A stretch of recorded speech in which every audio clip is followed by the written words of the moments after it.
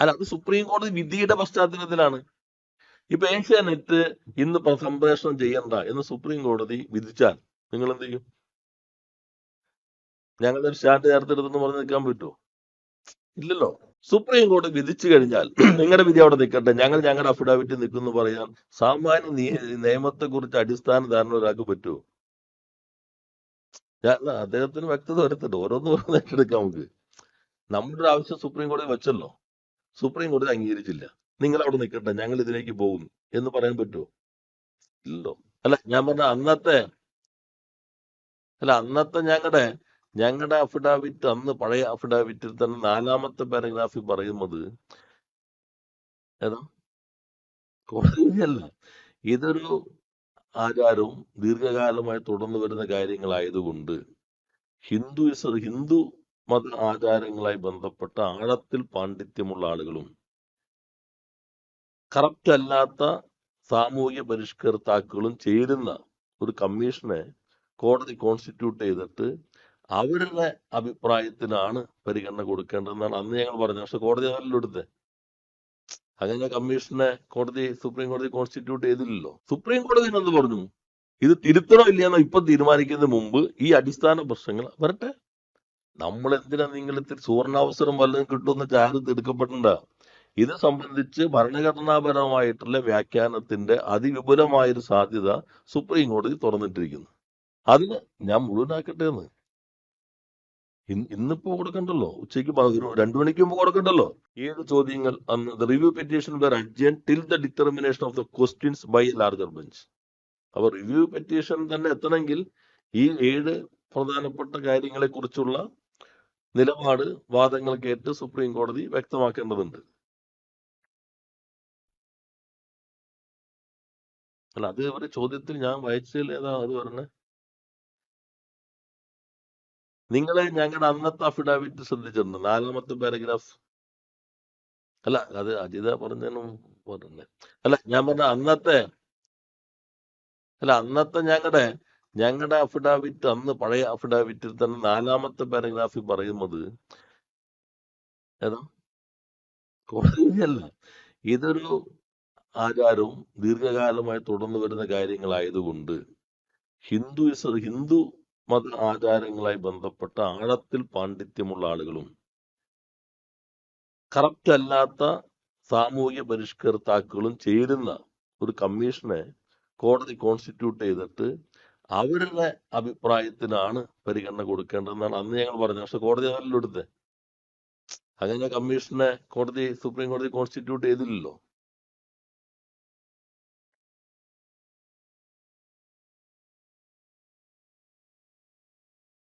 അല്ല, അത് ആ ചോദ്യത്തിനുള്ള ഉത്തരമല്ല ഞാൻ പറഞ്ഞത്. നാം കാണേണ്ടത് യുവതീ പ്രവേശനത്തിനൊപ്പം അല്ല, സുപ്രീം കോടതിയുടെ വിധി വന്നു, സ്വാഭാവികമായിട്ടും ബൈൻഡിങ് ആണ്. അതിന് സുപ്രീം കോടതി തന്നെ റിവ്യൂ ചെയ്യാൻ തീരുമാനിച്ചു. ആ റിവ്യൂ ചെയ്യുമ്പോൾ ഇപ്പൊ സ്റ്റേ ഇല്ല. ആദ്യത്തെ വിധി സ്റ്റേ ചെയ്തിട്ടുള്ള റിവ്യൂ ഈ ചോദ്യങ്ങൾ അപ്പോഴിപ്പോ വേണമെങ്കിൽ ആ വിധി ഓർഡർ ആണെന്ന് പറയാമല്ലോ. പക്ഷെ അങ്ങനെ, കാരണം സ്വാഭാവികമായിട്ട് സുപ്രീം കോടതി റിവ്യൂ ചെയ്യാണ്. ആ റിവ്യൂ ചെയ്യുമ്പോൾ അവർ തന്നെ പറഞ്ഞു, ആദ്യം ഈ 7 അടിസ്ഥാന പ്രശ്നങ്ങൾ ചർച്ച ചെയ്തിട്ട് ഇതിലേക്ക് വരുള്ളൂ. അപ്പൊ നമ്മളോട് ഈ 7 പ്രശ്നങ്ങളിൽ കോടതി എന്തൊക്കെയാണോ ആവശ്യപ്പെട്ടിട്ടുള്ളത് ആ കുറെ കൂടി സങ്കീർണമാണല്ലോ. ഇതൊരു ഒബ്ജക്റ്റീവ് ടൈപ്പ് ചോദ്യമല്ലല്ലോ, 1 മിനിറ്റ് കൊണ്ട് പരിഹാരം കാണാവുന്ന ഒരു സംഗതി അല്ലല്ലോ ഇത്. ഇതൊരു സങ്കീർണമായ ഭരണഘടനാ പ്രശ്നങ്ങളാണ്. സുപ്രീം കോടതി തന്നെ 9 അംഗ ബെഞ്ച് എന്ന് പറഞ്ഞാൽ വളരെ അസാധാരണമായിട്ടല്ലേ 9 അംഗ ബെഞ്ച് വരിക, ഭരണഘടനാപര പ്രശ്നങ്ങളിലെ പരിശോധിക്കുക. നമ്മളിപ്പോ അതിനകത്ത് എല്ലാ വശവും നോക്കും. ഞാൻ പറഞ്ഞു, ഞങ്ങൾ തന്നെ നേരത്തെ കൊടുത്ത സ്റ്റാൻഡ് അംഗീകരിച്ചിരുന്നില്ല. ഞങ്ങൾ എടുത്ത സ്റ്റാൻഡ് എന്തായിരുന്നു? നിങ്ങളത് പറയാത്തോണ്ടാണ്. അല്ല, അത് സുപ്രീം കോടതി വിധിയുടെ പശ്ചാത്തലത്തിലാണ്. ഇപ്പൊ ഏഷ്യാനെറ്റ് ഇന്ന് സംപ്രേഷണം ചെയ്യണ്ട എന്ന് സുപ്രീം കോടതി വിധിച്ചാൽ നിങ്ങൾ എന്ത് ചെയ്യും? ഞങ്ങളുടെ ഒരു സ്റ്റാൻഡ് ചേർത്തെടുത്തെന്ന് പറഞ്ഞ് നിൽക്കാൻ പറ്റുമോ? ഇല്ലല്ലോ. അല്ല, അതിലിപ്പോ റിവ്യൂ ചെയ്യുന്ന കോടതി. അല്ല, വിധി എങ്ങനെ വന്നു? സർക്കാർ പിന്തുണച്ചുകൊണ്ടാണ് വിധി വന്നത്. ആ അഫിഡാവിറ്റിൽ ഒരു പോയിന്റ് ഞാൻ പറഞ്ഞ് നിങ്ങൾക്ക് മനസ്സിലായില്ലേ? അല്ല, ആ,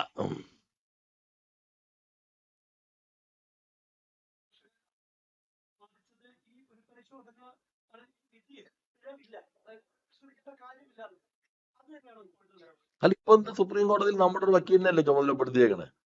ഇപ്പൊ സുപ്രീം കോടതി റിവ്യൂ ചെയ്യാൻ തീരുമാനിച്ചാൽ പിന്നെ അത് ശരിയാണോ തെറ്റാണോ നമ്മളിപ്പോ പറയേണ്ട കാര്യം എന്താ? അല്ല, ഇപ്പൊ സുപ്രീം കോടതി റിവ്യൂ അല്ല, നിങ്ങൾക്ക് മനസ്സിലായില്ല ഈ വിധിയിൽ.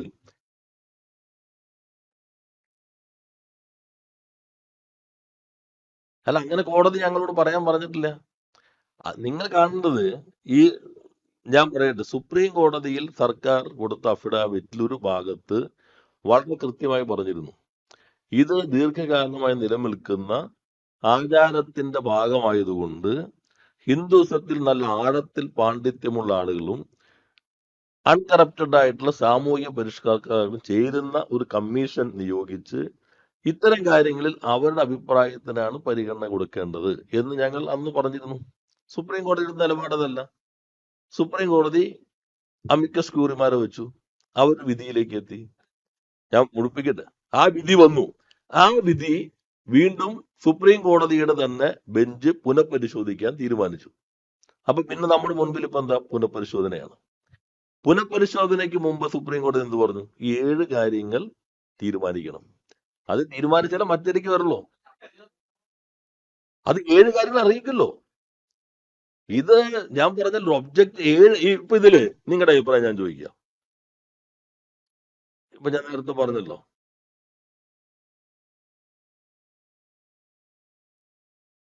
അല്ല ഞാൻ ചോദിക്കാം, ഈ ആർട്ടിക്കിൾ 25, 26 കോൺസ്റ്റിറ്റ്യൂഷനിൽ അതിന് ഇന്റർപ്ലേ എങ്ങനെയായിരിക്കണം?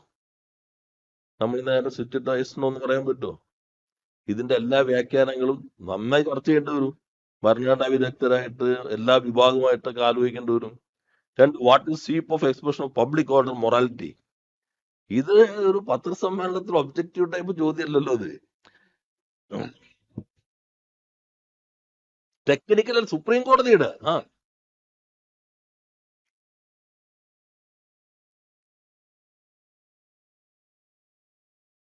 അല്ല, ഞാൻ വ്യക്തമാക്കിയത് എന്താ? സർക്കാർ നേരത്തെ തന്നെ എന്താ പറഞ്ഞിരുന്നത്? ഈ വിഭാഗത്തിൽ നല്ല ആഴത്തിലുള്ള പണ്ഡിതന്മാർ, സാമൂഹ്യ പരിഷ്കർത്താക്കൾ, ഇവരുമായി ഇതല്ലേ ഞങ്ങളുടെ പൊസിഷൻ നേരത്തെ ഉണ്ടായിരുന്നേ. അപ്പൊ പിന്നെ ആ കോടതി വിധി വന്നതിന് ശേഷം ഞങ്ങളുടെ പഴയ പൊസിഷനാണോ? ഏത് തീരുമാനമാകുമായിരുന്നു? അല്ല ഓരോന്നാകട്ടെ, എന്ത് തീരുമാനമാകാമായിരുന്നു?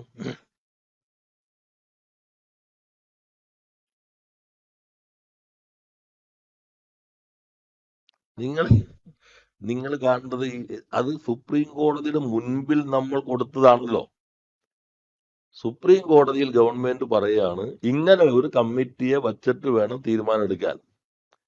സുപ്രീം കോടതി വിധിച്ചു കഴിഞ്ഞാൽ നിങ്ങളുടെ വിധി അവിടെ നിൽക്കട്ടെ, ഞങ്ങൾ ഞങ്ങളുടെ അഫിഡാവിറ്റ് നിൽക്കുന്നു പറയാൻ സാമാന്യ നിയമത്തെ കുറിച്ച് അടിസ്ഥാന ധാരണ ഒരാൾക്ക് പറ്റുമോ? അദ്ദേഹത്തിന് വ്യക്തത വരുത്തട്ടെ, ഓരോന്ന് ഏറ്റെടുക്കാം നമുക്ക്. നമ്മുടെ ഒരു ആവശ്യം സുപ്രീം കോടതി വെച്ചല്ലോ, സുപ്രീം കോടതി അംഗീകരിച്ചില്ല, നിങ്ങൾ അവിടെ നിൽക്കട്ടെ, ഞങ്ങൾ ഇതിലേക്ക് പോകും എന്ന് പറയാൻ പറ്റുമോ? ഇല്ലല്ലോ. ഇപ്പൊ പരിശോധിക്കില്ലെന്ന് സുപ്രീം കോടതി എന്ത് പറഞ്ഞു? ഇത് തിരുത്തണോ ഇല്ലയെന്നോ ഇപ്പൊ തീരുമാനിക്കുന്നതിന് മുമ്പ് ഈ അടിസ്ഥാന പ്രശ്നങ്ങൾ വരട്ടെ. നമ്മൾ എന്തിനാ നിങ്ങൾ ഇത്തിരി സുവർണാവസരം വല്ലതും കിട്ടുമെന്ന് ചാരത്ത് എടുക്കപ്പെടണ്ട. ഇത് സംബന്ധിച്ച് ഭരണഘടനാപരമായിട്ടുള്ള വ്യാഖ്യാനത്തിന്റെ അതിവിപുലമായൊരു സാധ്യത സുപ്രീം കോടതി തുറന്നിട്ടിരിക്കുന്നു. അതിന് ഞാൻ മുഴുവനാക്കട്ടെ എന്ന്. ഇന്നിപ്പോ കൊടുക്കണ്ടല്ലോ, ഉച്ചയ്ക്ക് 2 മണിക്ക് മുമ്പ് കൊടുക്കണ്ടല്ലോ, ഞങ്ങൾക്കൊരു സമയമുണ്ടല്ലോ. ഈ ഭരണഘടനാ പ്രശ്നങ്ങൾ നേരെ നമുക്ക് ഇങ്ങനെ ചർച്ച ചെയ്യാൻ പറ്റുന്നതാണോ? ഞാൻ വായിച്ചില്ലേ? അത് വച്ചിട്ട് ഞങ്ങൾ നല്ല പരിശോധന നടത്തും, ചർച്ച നടത്തും. ഞങ്ങൾ എപ്പോഴും വിശ്വാസ സമൂഹത്തിന്റെ താല്പര്യങ്ങൾ, അതേപോലെ തന്നെ സാമൂഹിക പരിഷ്കരണ താല്പര്യങ്ങൾ, ഇത് രണ്ടും ബാലൻസ് ചെയ്തിട്ടല്ലേ ഞങ്ങൾ അന്ന് അഫിഡാവിറ്റ് കൊടുത്തത്. ഞങ്ങളുടെ അന്നത്തെ അഫിഡാവിറ്റ് വളരെ കൃത്യമല്ലേ? നിങ്ങൾ ആ ഭാഗം 4-ാമത്തെ പാരഗ്രാഫ് അന്ന് ഈ വിവാദങ്ങൾ വന്നപ്പോ എല്ലാ മാധ്യമങ്ങളും മറച്ചു വെച്ചു എന്നതല്ലേ യാഥാർത്ഥ്യം.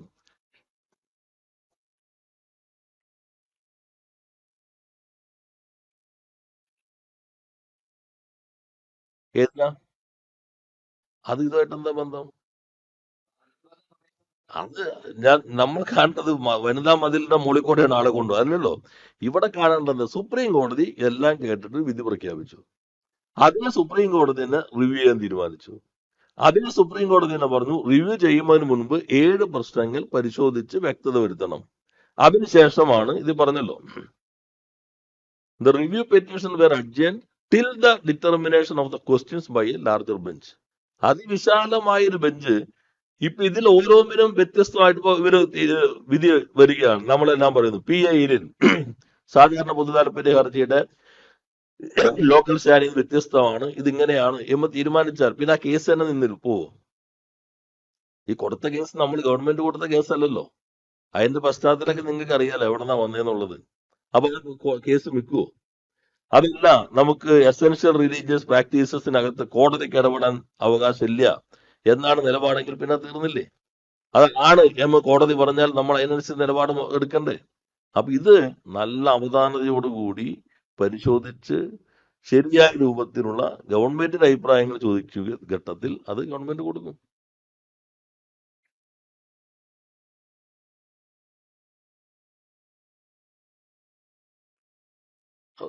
ഇതിലെ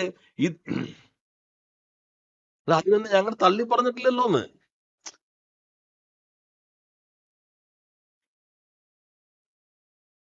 ഇല്ല, കോടതി നിങ്ങൾ ഇപ്പൊ ചോദിക്കുന്നത് എന്താ? ഞാൻ നേരത്തെ പറഞ്ഞല്ലോ, കോടതിയിൽ സർക്കാർ പറയാൻ പോകുന്ന 7 പ്രശ്നങ്ങളിലല്ലേ, അത് ഞങ്ങൾ നന്നായി ചർച്ച ചെയ്യും. ഈ വരുന്ന അഭിപ്രായങ്ങൾ ഞങ്ങൾ നേരത്തെ പറഞ്ഞ അഭിപ്രായങ്ങൾ തന്നെ ഉണ്ടല്ലോ. അഭിപ്രായം നിങ്ങൾ എന്താ പറയാത്തെ? ഞങ്ങൾ നേരത്തെ പറഞ്ഞ അഭിപ്രായം എന്താ?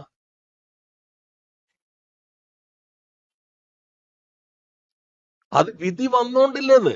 ഞാൻ നിങ്ങളോട് ഏഷ്യാനെറ്റും നിലപാട് സ്വീകരിക്കുന്നു. നാളെ സുപ്രീം കോടതി നിങ്ങൾ സംപ്രേഷണം ചെയ്യണ്ട, അതൊക്കെ പിടിക്ക് നിൽക്കട്ടെ എന്ന് തീരുമാനിക്കാൻ പറ്റും. ഞങ്ങളുടെ പഴയ നിലപാടാണെന്നുള്ളത് ഞാൻ പറഞ്ഞു. നേരത്തെ തന്നെ ഞങ്ങൾ എടുത്തൊരു നിലപാടുണ്ട്. അല്ല, സുപ്രീം കോടതി വിധി അപ്രസക്തമായത് ആരാ പ്രസക്തമാക്കിയേ? ഞങ്ങൾ പിന്തുണച്ചോടെയാണോ സുപ്രീം കോടതി വിധി വന്നതോടെയാണോ? സുപ്രീം കോടതി ലോ ഓഫ് ദ ലാൻഡ് അല്ലേ? നിങ്ങൾ കാണുന്നത് എന്താ? ഞങ്ങൾ പോയിട്ട് ഗവൺമെന്റ് ഒരു ഉത്തരവ് ഇറക്കുകയാണ് സ്ത്രീകളെ പ്രവേശിപ്പിക്കണം, അല്ലല്ലോ.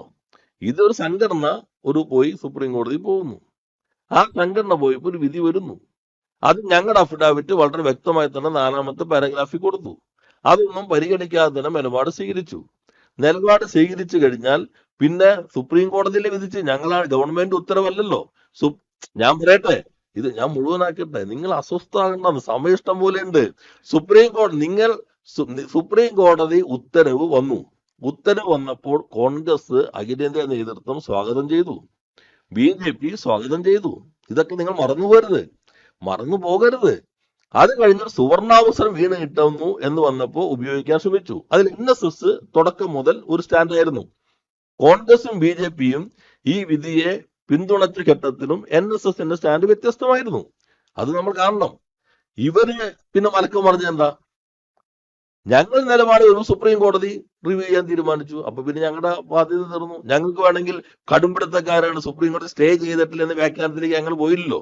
സുപ്രീം കോടതി റിവ്യൂ ചെയ്യുമ്പോഴും ഇത് സ്റ്റേ ചെയ്തിട്ടില്ല. പക്ഷെ ഞങ്ങളുടെ നിലപാട് എന്താ? റിവ്യൂ ചെയ്യാൻ തീരുമാനിക്കുമ്പോൾ റിവ്യൂ വരട്ടെ. റിവ്യൂ ചെയ്യാൻ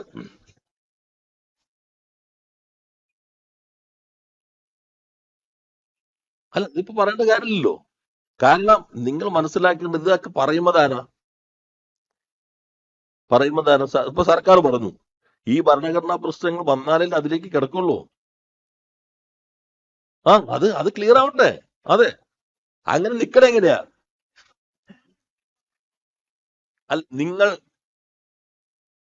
അവരവരുടെ നിലപാട് തുടർന്നുകൊണ്ടിരിക്കുന്നു. സർക്കാരിന്റെ നിലപാട് വളരെ കൃത്യമാണ്. സുപ്രീം കോടതി ഞങ്ങളെല്ലാം കൊടുത്ത അഫിഡാവിറ്റിൽ ആ ഭാഗം പരിഗണിക്കാതെ അവര് പ്രത്യേകമായി അമിക്കസ് ക്യൂറിയ വെച്ചു. അവര് ഒരു വിധിയിലേക്ക് എത്തി. 2, അതേ സുപ്രീം കോടതി തന്നെ ആ വിധി റിവ്യൂ ചെയ്യാൻ തീരുമാനിച്ചു. 3, സുപ്രീം കോടതി തന്നെ പറഞ്ഞു റിവ്യൂവിലേക്ക് എത്തുന്നതിന് മുമ്പ് 7 അടിസ്ഥാന പ്രശ്നങ്ങൾ പരിഗണിക്കണം. ആ പരിഗണിച്ചാൽ മാത്രമാണ് ഇതിന്റെ മറ്റ് വ്യാഖ്യാനങ്ങളിലേക്ക് പോവുള്ളൂ. അപ്പൊ ഞങ്ങൾ നിൽക്കുന്നത് സുപ്രീം കോടതിക്ക് മുമ്പിലാ. സുപ്രീം കോടതി ഇപ്പൊ ഇന്ന് പറയാണ് ഇതിൽ നിങ്ങളുടെ അഭിപ്രായം എന്താണ്, അടുത്ത ദിവസം വരണം, പ്രവേശനത്തെ അനുകൂലിക്കുന്നോ ഇല്ലയോ? അപ്പൊ ഞങ്ങൾ അപ്പൊ പറയും.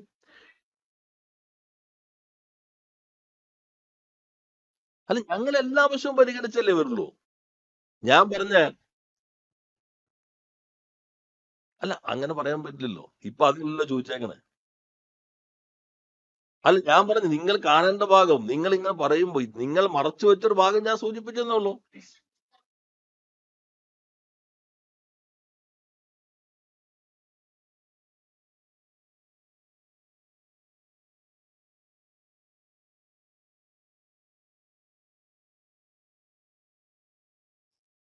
നമ്മൾ കാണേണ്ട ഭാഗം നിങ്ങൾ വിധി വായിച്ച ആളുകൾ ആരെങ്കിലും ഉണ്ടോ?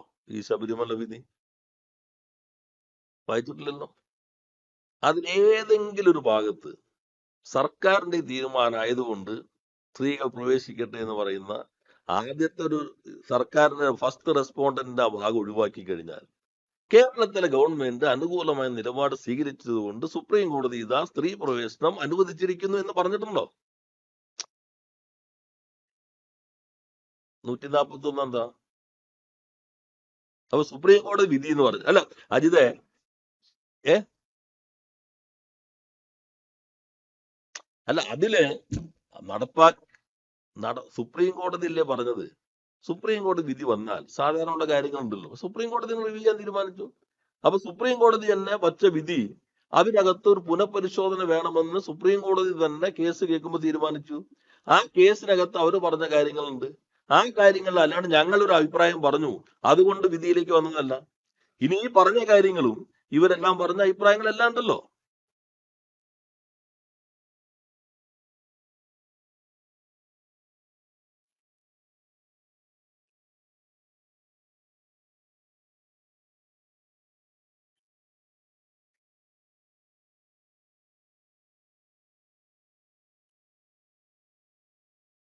അല്ല അതിന് നിങ്ങളുടെ ചോദ്യത്തിലുള്ള പ്രശ്നം എന്താന്ന് വെച്ചാൽ നമ്മൾ അഭിപ്രായം അനുകൂലിച്ചാലും ഇല്ലെങ്കിലും വരുന്ന വിധി ബൈൻഡിങ്.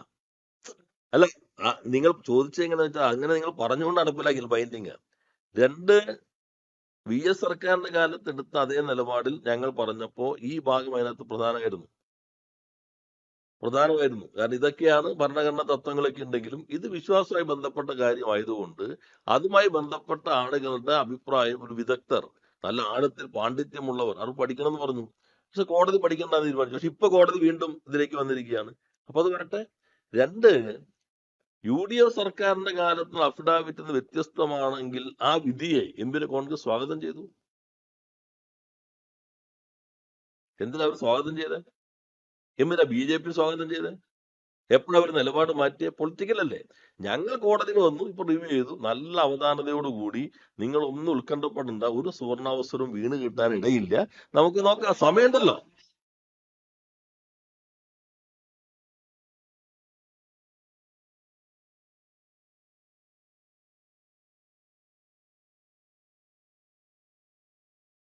എവിടെ? അല്ല നമ്മളിപ്പോ കാണേണ്ട കാര്യം എന്താ? സുപ്രീം കോടതി ഞങ്ങൾക്ക് കുറച്ച് സമയം തന്നിട്ടുണ്ടല്ലോ. ആ സമയം നിങ്ങൾ ഞങ്ങൾക്ക് താ. ഞങ്ങളത് ഈ ഭരണഘടനാ സങ്കീർണമായ പ്രശ്നങ്ങളൊക്കെ മനസ്സിലാക്കി കൊടുക്കണ്ടേ? നിങ്ങൾ ഒരു കാര്യം ഉറപ്പിച്ചോ, വെറുതെ ഒരു ഇത് കിട്ടുമെന്ന് കരുതി ആരും ഇപ്പൊ തന്നെ അടുപ്പത്ത് പാത്രം എടുത്ത് വെള്ളം ഒഴിക്കണ്ട. ആരും മാറ്റി വെച്ചാൽ മതി.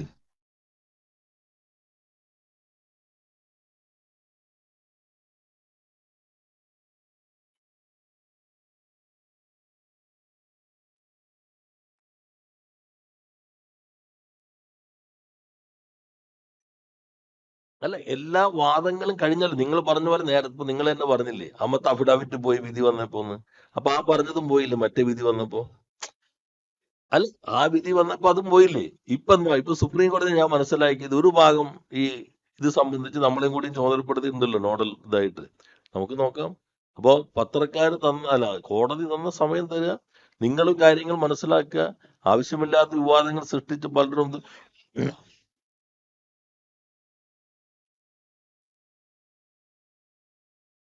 അല്ല നിങ്ങൾ ഇത് ഞാൻ പറഞ്ഞില്ല, നിങ്ങൾക്ക് മാധ്യമങ്ങൾ നിങ്ങളുടെ ഉദ്ദേശം എന്താ? ഞാൻ പറയട്ടെ, എന്തെങ്കിലും ഇത് കേക്ക്, എന്തെങ്കിലും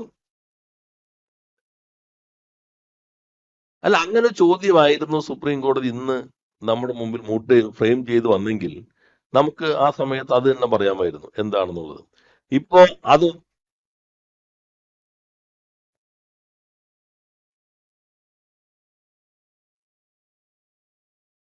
അല്ല, നിങ്ങളൊരു വഴിയിലേക്ക് പോകുമ്പോ ഈ വഴി കിടന്നാലേ അങ്ങോട്ട് എത്തുള്ളൂ.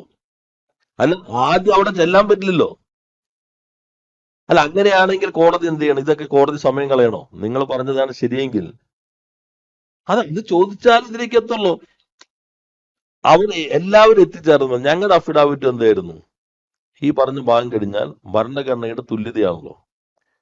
എന്നാൽ അതിൽ സുപ്രീം കോടതി വളരെ ആധികാരികമായി പറഞ്ഞ ഭാഗം അതാണ്. പക്ഷെ ഇപ്പൊ സുപ്രീം കോടതി പരിശോധിക്കാൻ പോകുന്നത് 25-26 മതവിശ്വാസത്തെ സംബന്ധിച്ചുള്ളതും തുല്യതയെ സംബന്ധിച്ചും ഇത് ഇപ്പുറത്ത് അപ്ലിക്കബിൾ ആണോ? മതവിശ്വാസവും ആചാരവും സംബന്ധിച്ച കാര്യങ്ങളിൽ കോടതിക്ക് ഒരു നിലപാട് സ്വീകരിക്കാൻ പറ്റുമോ? അതോ ആ വിഭാഗങ്ങൾക്ക് വിട്ടുകൊടുക്കണോ?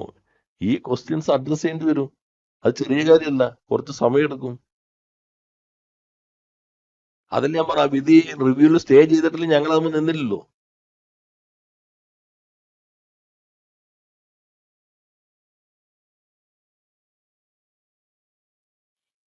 അല്ല, അതേ കോടതി തന്നെ റിവ്യൂ ചെയ്യാൻ തീരുമാനിക്കും. ഇപ്പൊ നമ്മൾ ആന്റിസിപ്പേറ്ററി ബൈൻഡ് സാധാരണ പറയണ പോലെ ഇത് അതിൽ നിന്ന് വ്യത്യസ്തമായിട്ട് റിവ്യൂ ചെയ്യാൻ തീരുമാനിക്കുന്നു. റിവ്യൂ ചെയ്യുമ്പോൾ തന്നെ വിശാലമായി ബെഞ്ചിന് വിടുന്നു. ആ ബെഞ്ചിൽ ഫ്രെയിം ചെയ്ത ക്വസ്റ്റ്യൻസ് വരുന്നു. ആ ബെഞ്ച് ഇപ്പൊ മാറിക്കൊണ്ടാണ് ഇപ്പൊ വീണ്ടും വന്നത്. കുറച്ചുപേര് പോയല്ലോ. അപ്പോൾ നമ്മൾ നോക്കേണ്ടത് എന്താ? ആ ബെഞ്ചിന്റെ ഇത് വരട്ടെ.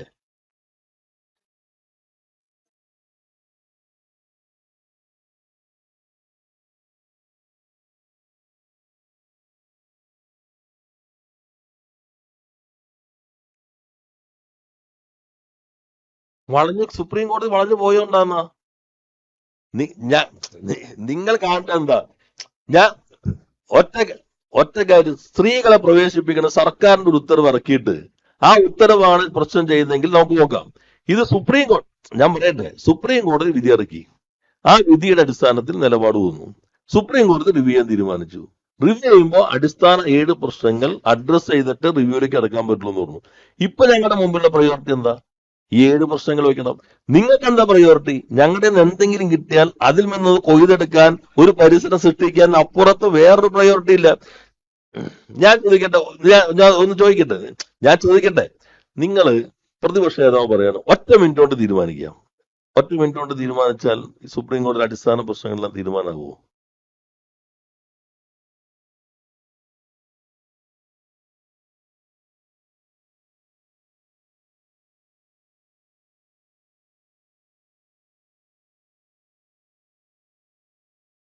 അല്ല, പുനഃപരിശോധിക്കില്ലേ ഇപ്പോ?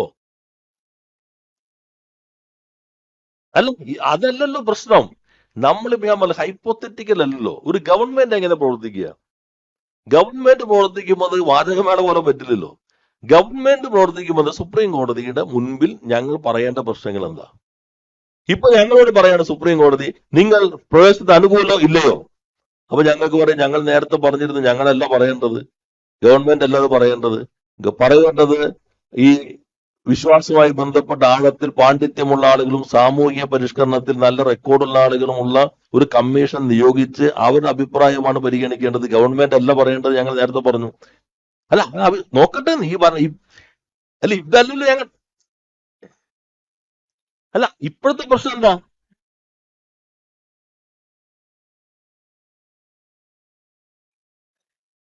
അല്ല, ഞാൻ പറയുന്നത് എന്താ? ഞങ്ങൾ സുപ്രീം കോടതിയിലല്ലേ പറയണ്ടേ? സുപ്രീം കോടതി പറയുമ്പോൾ ഈ 7 പ്രശ്നങ്ങളെ കുറിച്ചും നന്നായി ആലോചിച്ച് എല്ലാ വശങ്ങളും നോക്കി നിങ്ങൾക്കൊന്നും ഒരു സുവർണാവസരം കിട്ടാത്ത രൂപത്തിലുള്ള അഭിപ്രായം പറയും. അതുവരെ നിങ്ങൾ ക്ഷമിക്കുക. വേദനിപ്പിക്കണം, തലക്കെട്ടിടണമെന്ന് ആരെങ്കിലും ആഗ്രഹിക്കുന്നുണ്ടോ? അല്ല, ഞങ്ങൾ എന്തിനു വേദനിപ്പിക്കുന്ന ഉത്തരവാദിത്വം? ഞങ്ങളുടെ വിശ്വാസിയുടെ വിശ്വാസം സംരക്ഷിക്കാൻ വേണ്ടി നിൽക്കുന്നവരാണല്ലോ ഞങ്ങൾ. ഏത് വിശ്വാസമാണോ ആ വിശ്വാസത്തിനൊപ്പം നിൽക്കും. അതാണല്ലോ. അല്ല, സുപ്രീം കോടതി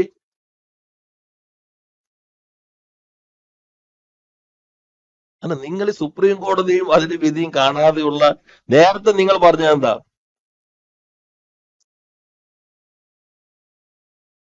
അല്ല, അവിടെ അവിടെ വേറൊരു വശം ഉണ്ടായില്ല. ഏത്? അതെന്താ ആരെ സംഘടിപ്പിച്ചതെന്ന് സമൂഹത്തിന്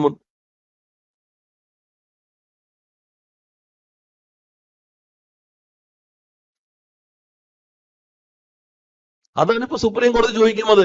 സുപ്രീം കോടതി ഇപ്പൊ പരിശോധിക്കുന്നത് അത് സംബന്ധിച്ച് 14 ഇവിടെ ബാധകമാണോ? ഇത് ഞങ്ങളൊന്ന് ചർച്ച ചെയ്യട്ടെ. ഭരണഘടനാപരമായ വശം നോക്കിയിട്ട് ഏതാണെന്നുള്ള നല്ല അഭിപ്രായങ്ങൾ സുപ്രീം കോടതിയുടെ മുൻപിൽ കൊടുക്കും. ആവശ്യത്തിന് സമയമുണ്ട്. അവധാനതയോടുകൂടി തന്നെ കാര്യങ്ങൾ പരിശോധിച്ച് നിലപാട് സ്വീകരിക്കും.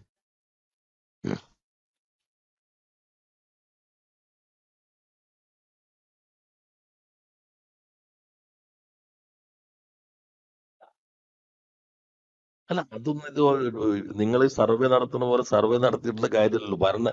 ഇത് ഇനി നിങ്ങൾ മനസ്സിലാക്കേണ്ടത് ഈ ഇഷ്യൂസ് അല്ലേ ഞങ്ങൾ പറയണ്ടേ? 7 എണ്ണം. ഇത് നിങ്ങളുടെ ഒരു ചർച്ചയിൽ, ന്യൂസ് അവർ ചർച്ചയിൽ അങ്ങനെ ബഹളം ഉണ്ടാക്കുന്ന പോലെ തീരുന്ന പ്രശ്നമല്ലത്. ഞങ്ങൾ നല്ല ഗൗരവമായി നോക്കി.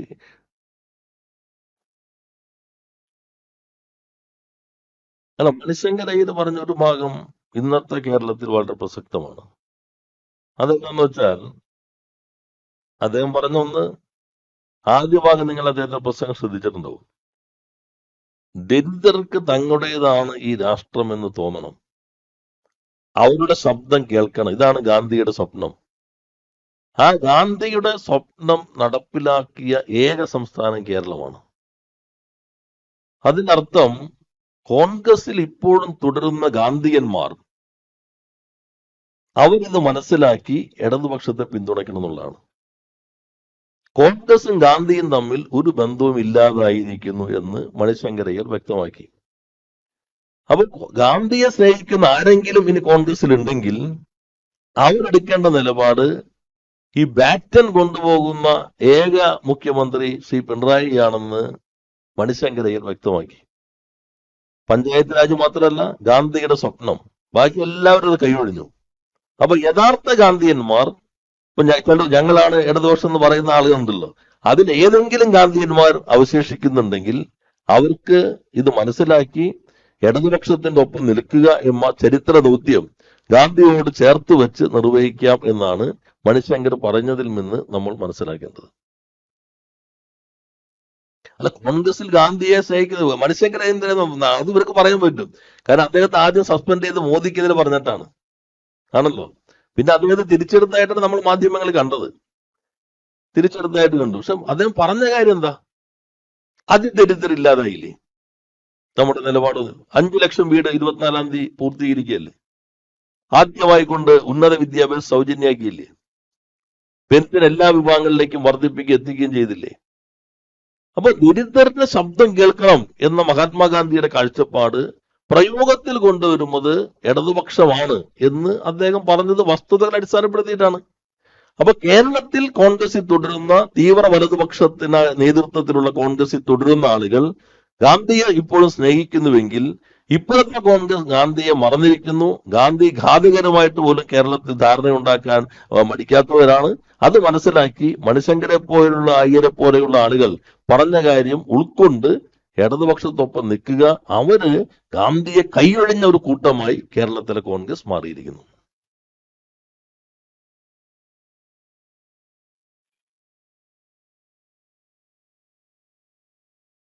അല്ല, ചെന്നിത്തല കത്തയച്ച് എല്ലാവരും ആവേശപൂർവ്വം തന്നെ വന്നല്ലോ.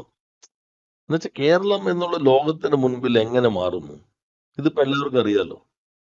ഏതെല്ലാം തരത്തിൽ മാറ്റം. ചിലർ പറഞ്ഞില്ലേ ഭരണത്തുടർ, ഞാൻ കഴിഞ്ഞ ദിവസം വിശദീകരിച്ചു. ആ നെഗറ്റീവ് പോയി. കാരണം ബംഗാളിൽ ഇടതുപക്ഷത്തൊന്ന് തിരുത്താൻ വേണ്ടിയാണെന്നുള്ള പറയണത്. അപ്പൊ തിരുത്താൻ വേണ്ടി രംഗത്തിറങ്ങിയവർക്ക് തിരുത്താനുള്ള സമയം കഴിഞ്ഞല്ലോ. തിരിച്ചെന്താ ഇടതുപക്ഷത്തെ കൊണ്ടുവരാൻ വലിയ മുന്നണി ഉണ്ടാക്കാത്തത്?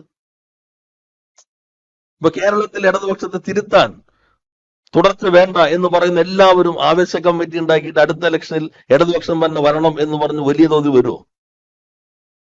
ബംഗാളിൽ അനുഭവമില്ലേ? ബംഗാളിന്റെ അനുഭവത്തിൽ തുടർച്ച ഇല്ലാതാക്കാൻ ഇടതുപക്ഷത്തിന് ഷോക്ക് ട്രീറ്റ്മെന്റ് തിരുത്തണം എന്ന് പറഞ്ഞ് കൊണ്ടുവന്ന ആളുകൾ ഇപ്പൊ എവിടെ നിൽക്കുന്നു? ആ വിശാല കൂട്ടുകെട്ട് ഇത്ര കഴിയുമ്പോൾ ഇനി ഇടതുപക്ഷം ഇതാ വീണ്ടും വരട്ടെ എന്ന് പറഞ്ഞ് വീണ്ടും വന്നില്ലല്ലോ. അപ്പൊ ഇത് ഈ നരേറ്റീവുകാർക്കുള്ള മറുപടിയാണ് മണിശങ്കരയ്യർ നൽകിയിട്ടുള്ളത്.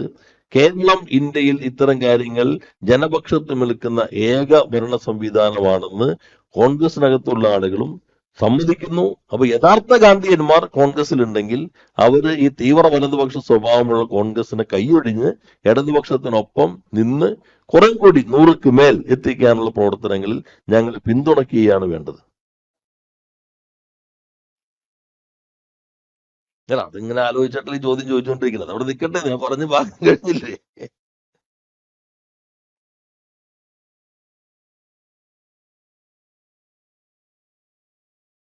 ഏതാ? ആ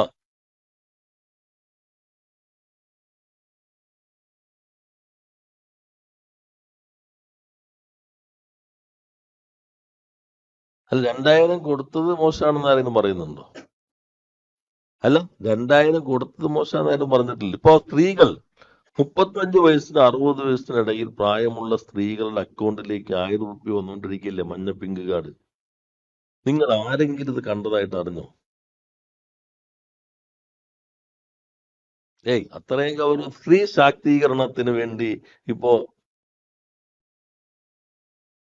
വാർത്തിപ്പോ അല്ല കൊടുത്തോടത്തോളം നല്ലത്. ഞാൻ പറഞ്ഞ ആദ്യമായിട്ടല്ലേ ഇപ്പൊ എന്നാൽ ഒരു പദ്ധതി തമിഴ്നാട്ടിൽ 5000 രൂപ ഇത് ഒറ്റയടിക്ക് സ്റ്റാലിൻ കൊടുത്തിരിക്കുന്നത്. അപ്പൊ ഞാൻ വായിച്ചപ്പോ വിചാരിച്ചു 5000 ഇട്ട് വർദ്ധിപ്പിച്ചിട്ടുണ്ടാവും. അല്ല, 1000 കുടിശ്ശികയും ബാക്കി അടുത്ത മാസത്തേക്ക് എന്തെങ്കിലും തടസ്സം തെരഞ്ഞെടുപ്പിലുണ്ടെങ്കിൽ അതുകൂടി മുൻകൂട്ടി കണ്ടിട്ട് സ്ഥലക്കെട്ട് എങ്ങനെയാ. നമ്മളെങ്ങാനാണെങ്കിലോ ഇപ്പൊ മണിശങ്കർ അയ്യർ ഇപ്പോ ഞങ്ങളോടൊപ്പം നിൽക്കുന്ന ഒരാള് അദ്ദേഹം പറഞ്ഞതിനെ തെറ്റായി വ്യാഖ്യാനിച്ചിട്ട് എല്ലാ ദിവസവും ന്യൂസ് അവർ ചർച്ച, ഒന്നാം പേജ്, സൺഡേ സപ്ലിമെന്റ്. അപ്പൊ അദ്ദേഹം തന്നെ പറഞ്ഞു ഞാൻ ഇതല്ല ഉദ്ദേശിച്ചത്, എന്നാലും വിടില്ല. എന്നാൽ മണിശങ്കരെ പോലുള്ള ഒരാള്, ഇത്രയും പരിണിതപ്രജ്ഞനായ കോൺഗ്രസിന്റെ ഏറ്റവും പ്രധാന നേതൃനിരയിലുണ്ടായിരുന്ന മന്ത്രിയായിരുന്ന ഒരാൾ ഇതേപോലെ പ്രസ്താവന നടത്തിയിട്ട് ഇന്നലെ തിരക്കുകാരുടെ യാത്രയിലായതുകൊണ്ട് ഞാൻ കണ്ടില്ല. ന്യൂസ് അവറിൽ എല്ലാവരും പോലെ ചർച്ച ഉണ്ടായോ? ന്യൂസ് അവറിൽ മറ്റേ ചർച്ച തുടർച്ച വേണ്ടെന്ന് എത്ര ദിവസം ചർച്ച ചെയ്തു നിങ്ങൾ? അല്ല ഞാൻ ചോദിച്ചതല്ല, ഈ മണിശങ്കരെ പോലൊരാൾ, കോൺഗ്രസിന്റെ മേധാവായ ഒരാൾ, പിണറായി സ്തുതി എന്നുള്ളതല്ലത്, മഹാത്മാഗാന്ധിയുടെ ദർശനം പിന്തുടരുന്ന ഇന്ത്യയുടെ ഏക സർക്കാർ കേരളത്തിലേതാണ്, ഇടതുപക്ഷ സർക്കാരാണ്. അതുകൊണ്ട് എന്റെ പാർട്ടി കൈയൊഴിഞ്ഞ ബാറ്റൻ പ്രിയപ്പെട്ട മുഖ്യമന്ത്രി ശ്രീ പിണറായി അങ്ങ് ഏറ്റെടുക്കൂ എന്ന് മണിശങ്കരയിൽ പറഞ്ഞപ്പോ അത് ചർച്ച ചെയ്ത 3 ദിവസം ന്യൂസ് അവർ ചർച്ച ചെയ്തു. ഒരു ദിവസം ഞങ്ങൾക്ക് അതും വെച്ച് തരണ്ടേ? അത്രേ ഉള്ളൂ. ഒരു ന്യൂസ് അവിടെ നിന്ന് വെക്കുന്ന അജിത.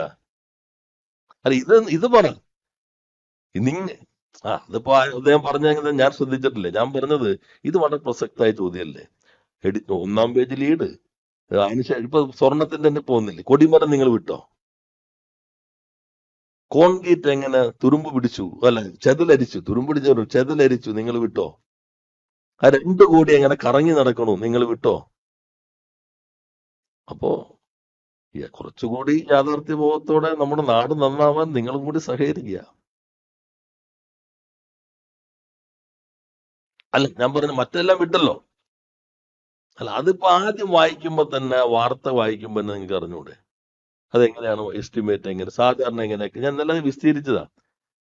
ഇപ്പോഴത്തെ പ്രശ്നം വെച്ചിട്ടുണ്ടെങ്കിൽ പണ്ടത്തെ മാധ്യമ പ്രവർത്തകർ കിട്ടുന്ന വാർത്തകൾ വസ്തുതാപരമാണോ ആധികാരികമാണോ എന്നൊരു പ്രാഥമിക പരിശോധന നടത്തിയിട്ടാണ് കൊടുക്കുക. ഇപ്പൊ കിട്ടുന്നതിൽ എരിവും പുളിയും കൂടി ചേർത്തിട്ട് ആരാദ്യം എന്ന മട്ടിൽ വിളമ്പിക്കൊണ്ടേയിരിക്കുമ്പോൾ സത്യം ഇല്ലാതാവുകയും നുണകളുടെ ആഘോഷം വളരെ നന്നായി നടക്കുകയും ചെയ്യുന്നു.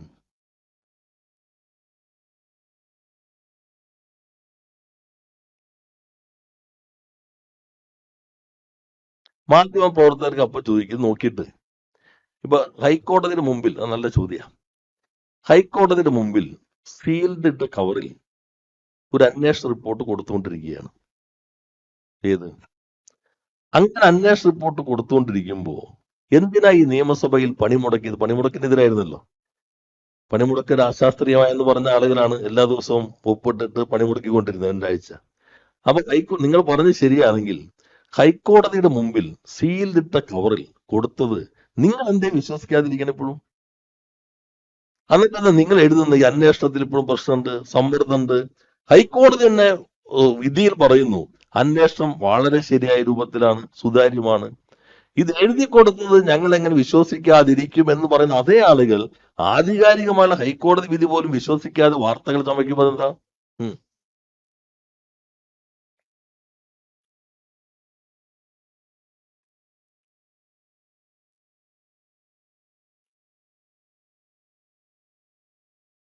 അല്ല, ഹൈക്കോടതി പറയട്ടെ. ഞാൻ പറഞ്ഞ എന്താ, ഹൈക്കോടതിയിൽ സീൽഡ് കവറിൽ കൊടുക്കുന്നു.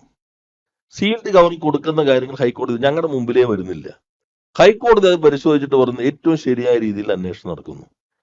അപ്പൊ ഗവൺമെന്റ് അത് എടുക്കുള്ളൂ. ഓഡിറ്റർ കൊടുക്കുന്നു, ഹൈക്കോടതി പറയട്ടെ ഓഡിറ്റർ കൊടുത്തത് ശരിയാണ്, ഇതാണ്, അപ്പൊ നമുക്കത് നോക്കാം. സാധാരണഗതിയിൽ ഒരു ഓഡിറ്റ് എങ്ങനെ നടക്കുക?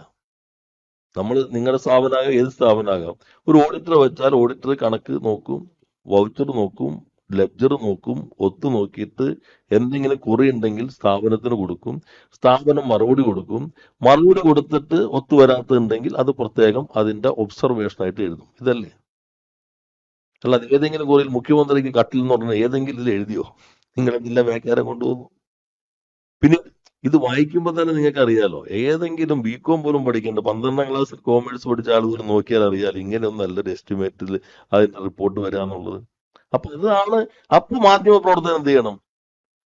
ഈ ഓഡിറ്ററുടെ നിലപാട് സംശയാസ്പദം, ഇതല്ലേ ശരിക്കും പറയേണ്ടത്? വസ്തുതാപരമാണെങ്കിൽ നിങ്ങൾ പറയേണ്ടത് എന്താ? ഓഡിറ്ററുടെ നിലപാട് സംശയാസ്പദം. പ്രാഥമിക പാഠങ്ങൾ പോലും പഠിച്ചിട്ടുണ്ടോ? ഒരു ക്വസ്റ്റ്യൻ മാർക്ക്. അല്ല, അപ്പോ ഓഡിറ്റർ ഇങ്ങനെ ഒരു ഓഡിറ്റർ വച്ചത് ശരിയാണോ? അതും ചോദിക്കാൻ നിങ്ങൾക്ക്.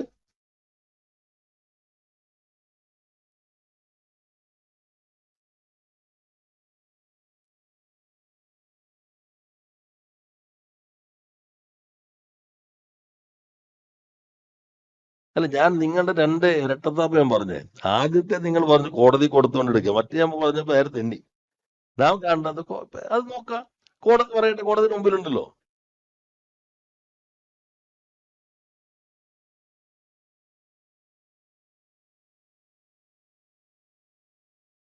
Entirely different. ആണോ കൊടുക്കുന്നത്? നിങ്ങൾക്ക് അറിയില്ല, ഞങ്ങൾക്കും അറിയില്ല കോടതിയിൽ എന്താ പറയുന്നത്. നിങ്ങൾക്ക് എങ്ങനെ അറിയാം? ഞങ്ങൾക്ക് അറിയില്ലല്ലോ. ഉത്തരവ് പുറത്തു വരുന്നതിനാണോ നിങ്ങൾ നിൽക്കുന്നത്? അങ്ങനെയാണെങ്കിൽ അന്വേഷണത്തിൽ ഈ പ്രതിപക്ഷം നടത്തുന്ന സമരം ഹൈക്കോടതിക്കെതിരെ നിങ്ങൾ എഴുതണ്ടേ?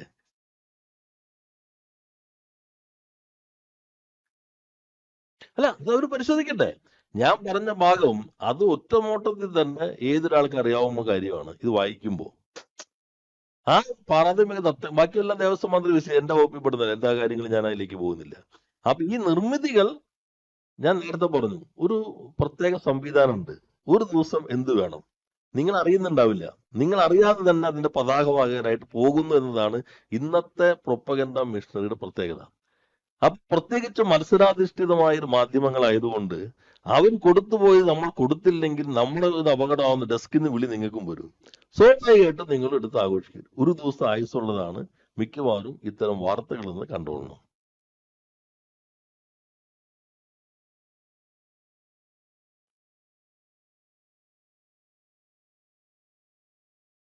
അല്ല, അവർ തന്നെ വ്യക്തമാക്കിയല്ലോ. ഞാൻ വായിച്ചെന്താ, അവരെ വിളിക്കാൻ തീരുമാനിച്ചു. ഇപ്പൊ നമ്മളൊരു പരിപാടിക്ക് വിളിക്കാൻ തീരുമാനിച്ചു, ആദ്യത്തെ എസ്റ്റിമേറ്റ് അവരുടെ ആയിരിക്കും.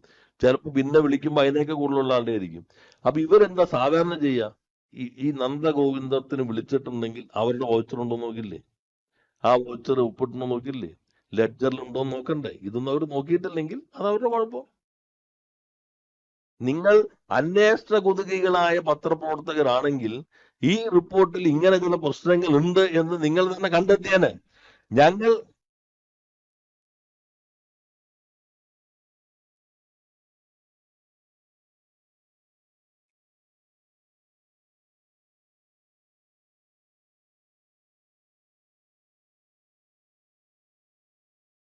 അല്ല, CAG റിപ്പോർട്ട് വായിച്ചറിയാം അതിന്റെ കുറി ഏതാണ്. അല്ല രണ്ട് അല്ല നിങ്ങൾ CAG റിപ്പോർട്ട് നോക്കുന്ന ആളുകളാണെങ്കിൽ അറിയാലോ അതെന്തൊക്കെയാണ്, കുറി എന്തായിരുന്നു, അതിന്റെ വിസ്തീർണം അതെല്ലാം മാറ്റിയിട്ടല്ല CAG ആദ്യം ഡ്രാഫ്റ്റ് എടുക്കും, അതിനകത്ത് നമ്മൾ കുറി കൊടുക്കും. ചിലപ്പോൾ നമ്മൾ കൊടുത്തത് CAG ഉൾപ്പെടുത്തിയില്ലെങ്കിൽ ആ ഭാഗത്ത് ഞങ്ങൾക്ക് വ്യത്യസ്തം ഉണ്ടെങ്കിൽ ഞങ്ങൾ നിയമസഭയെ കൊണ്ടുവരും, അല്ലെങ്കിൽ പബ്ലിക് അക്കൗണ്ട്സ്. ഇതൊരു പ്രോസസ്സാണ്. ഓക്കെ, ഇന്ന് ഇത്രയും മതി.